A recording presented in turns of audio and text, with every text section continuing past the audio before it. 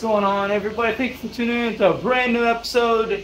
Today, I'm going to help you out with something really important for you and your vehicle. So, a lot of us have issues with timing chains, alternators, water pumps, idle belt tensioner, things of that nature that really cause a rattle in the engine compartment, and it will transfer that vibration into the cabin. So what this is going to help you with is pinpointing the problem.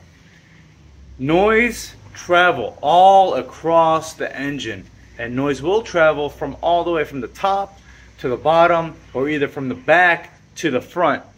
What I'm talking about today is how you can pinpoint and what tool, and it's a very simple tool you can use in order to find where your rattling is coming from your engine compartment. Let's get to Amira and I'll show you what I'm talking about. Alright, sorry for the noise in the background.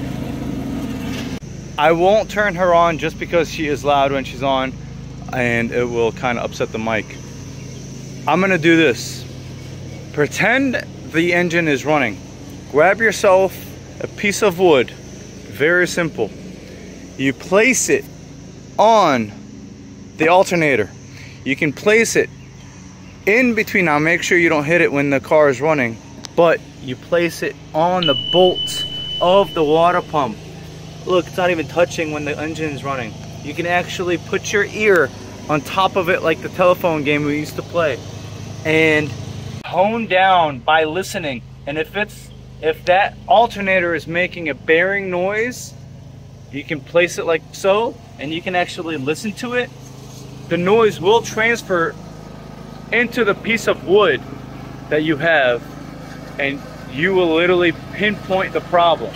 I also use this on the valve covers. So if I have any rattling that's happening inside my valve covers on both banks, number 1 cylinder all the way to 4, 5 to 8, you will literally put it here and listen like so, and you could do that on every single valve.